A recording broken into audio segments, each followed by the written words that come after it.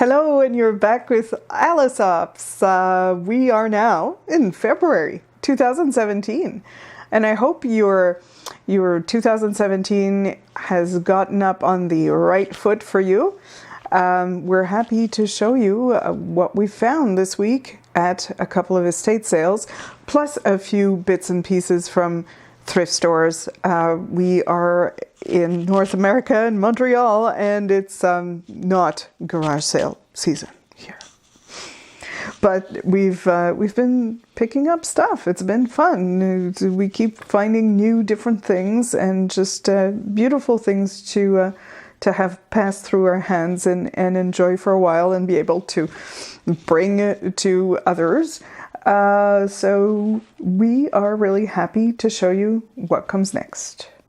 And this is something we picked up at a thrift store. I don't think it's necessarily going to make a lot of money. It's hard to find comps on something like that, but I thought it was adorable because it's vintage, probably from the 60s. Oh, great. Of course, I'm not finding any of the ones with the graphics on them. You know, if you look up at graphics from the 60s, I would say the 60s, you're going to see fonts that look something like that. Oh, you know, this is Guess Who? And it would be maybe people who visited or suitors who came to see you. I just thought very representative of another time. The graphics are of that particular period of time. And this is, let me see, important family events. I mean, family outings by the sea or somewhere classy and wonderful. And you're wearing a hat if you're a man, you know, it's, and you're wearing that wonderful pencil skirt that would definitely be 60s.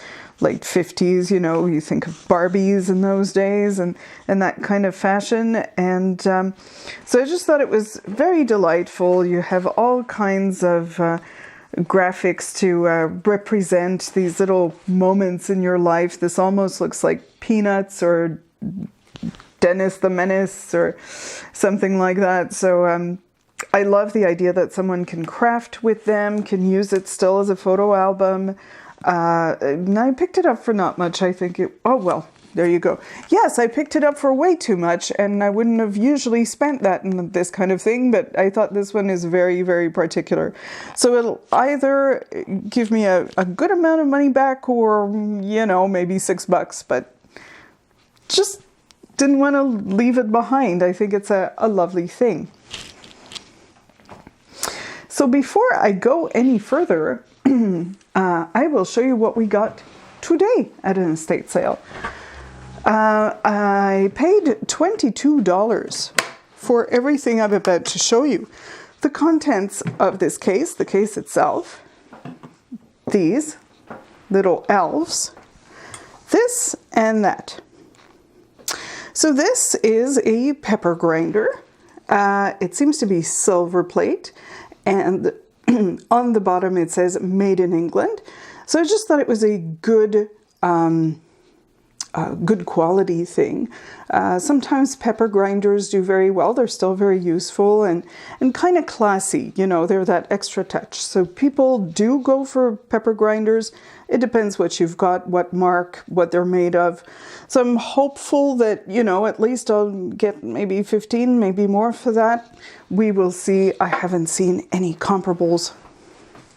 I love to sell vanity items. There's something about it that speaks to me of, you know, again, another era. Or it speaks to me of taking time, enjoying beauty, you know, pampering yourself and prettying yourself up and just coming to that vanity table and seeing an object such as this where you can put your lipsticks. This one is not marked. But I've seen lipstick holders that have this sort of filigree work here that will go between $15 to $20. So we'll see. I think it'll be interesting to see how that does. People like elves, pixies, that sort of thing. There were 3 of them. I mean, if I count everything I got, they cost me about $3 for the 3 of them. And they're vintage. They're marked Japan. And so we'll see how much that makes. You know, it's just a good collectible theme. And I thought I'd just open this. The haunted trunk. It's a doll's trunk. And, you know, it's not what I would love, which would be, you know, a Victorian doll trunk or something that is quite a bit older, from the 30s maybe. Here it is. I will show you the inside. This one is made more of like cheap wood maybe and cardboard. But I love the romance of it, and I think some other people do too. It's a place where you got to store your precious things for your dolls and make like she's alive because she gets her own trunk. It's got some of the cardboard drawers are still there. I would think it's from the early 60s or maybe the 50s. Maybe a little earlier, but not much more than that. Like I said, I'd love it to be of better quality with all its drawers, etc. But I thought it was okay, and I'd like to see how that would do. I kind of couldn't resist it. It has a nice pattern too on the side. So I went for it. I also got an owl bookplate set. Which are exactly that, to put in your books and identify them with your name. Owls, popular theme. A lot of people enjoy that, and I do too. So that's a good one. I will remove the trunk so we can have a little bit more room here to show you what's going on. Inside the trunk was this, which looks very much like a little school uniform. Not for a real person, I don't think. I think it's too small for that, but for a doll with a big R. I don't know. It's nice and vintage, and I'll see what I can do with that. And this doll. This doll is from the Chrissy family. I believe she's Mattel or Ideal. Mattel, maybe. I'm not absolutely sure if she's a blonde Chrissy. I have to do a bit more research. But she is a doll that is called a look-around doll. And I will show you why in a moment. Let's see if we can do this and do her justice. She looks around. She looks around. She's got a cool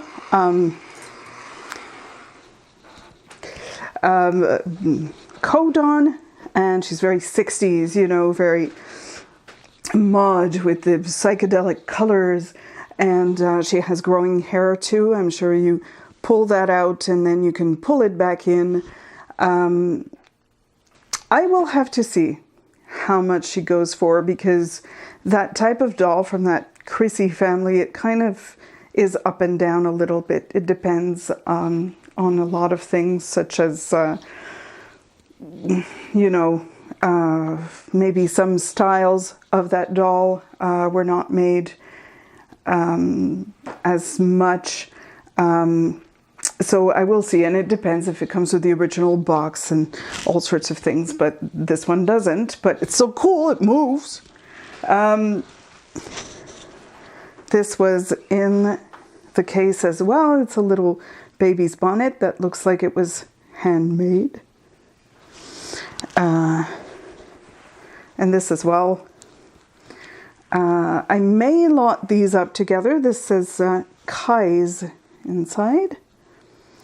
May lot these up together. I have some other babies' bonnets that could be used for babies. So we will see about all of that.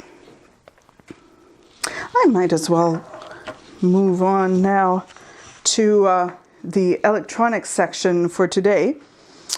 I thought I'd show you some of our finds. We have some good luck sometimes with some of these. Oh, that's it. Sometimes you pick something up, you learn about it. They can be pretty decent money. This is probably a 90s Walkman. It's a Sony Walkman. Sony is a good brand to pick up. Not every brand is a good brand at all. It was $5 and might go between 30 and 40. What we love about stuff like that is, for instance, this comes with the headset, and there's a lot of red accents, and people will go for that sometimes. They love something that pulls them in. It's got a cool, crazy color, you know, and I can certainly relate to that. And I think that's something to always watch out when you're buying something, you know, one model over the next one. Well, one of them just looks cooler because they've got an interesting accent color that isn't like just completely silver. I like to liken this to, I have bought books just because of their cover. I mean, at any rate, they've pulled me in because of their cover to start with. And, you know, I'll look at the back a little bit and say, yeah, it's that kind of story. Yes, I'm in. I do. I buy books because of their covers. So, you know, in the same way, I think people react sometimes to a look that will make them feel a particular way. So that's something to think of when you're picking something instead of something else. And this is an early 80s portable CD player. We got that for $7.50. It's a magnificent looking thing, and I'm not sure just how well it'll work, you know, and all of that, but it looks like, you know, we will see. We will see how it works and how well it works. This just looks like stuff people would have carried on the moon the first time they went. So I think it has a look, and some people really like their vintage electronics because of the look, because of how it's going to look on their shelf, and, you know, maybe sometimes it works and it's fun that it does.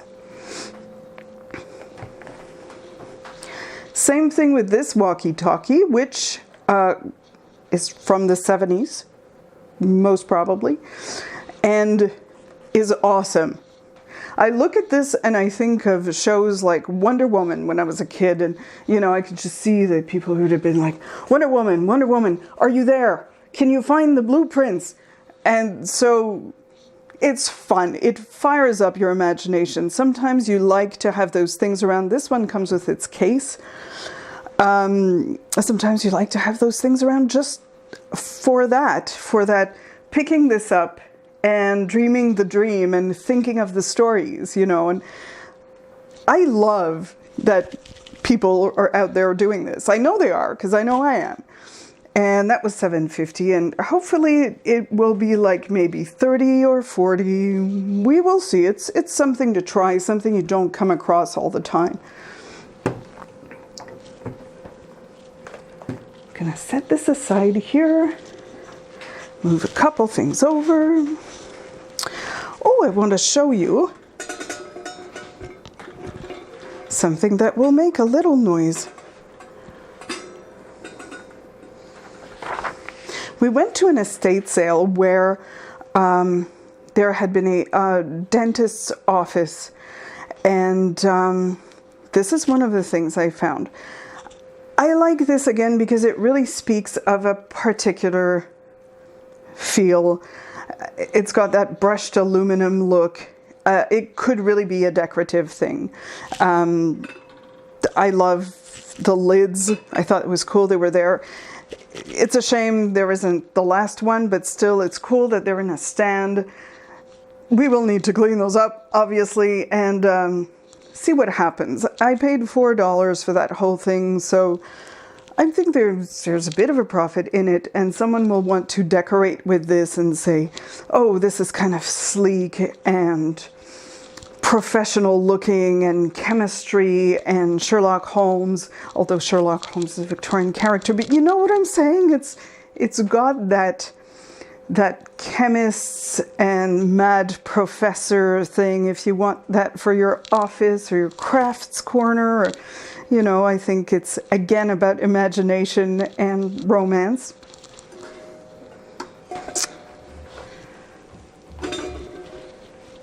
And I have a few pieces of jewelry.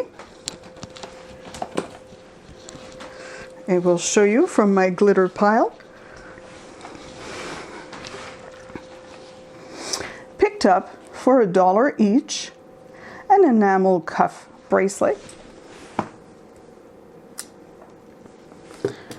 a Vendôme brooch, which is also a pendant. See, it has a little hoop at the top. I thought that's intriguing. I like the geometric forms.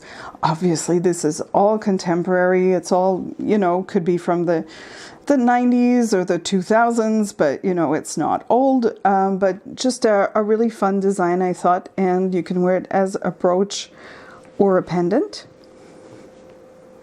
This is just a chased sterling silver pin for $1. There's a profit in that. This is a bug. I like bugs that are pins. It's a little bee, I guess. All in rhinestones. It's missing a little paw, but I think it's still very decorative.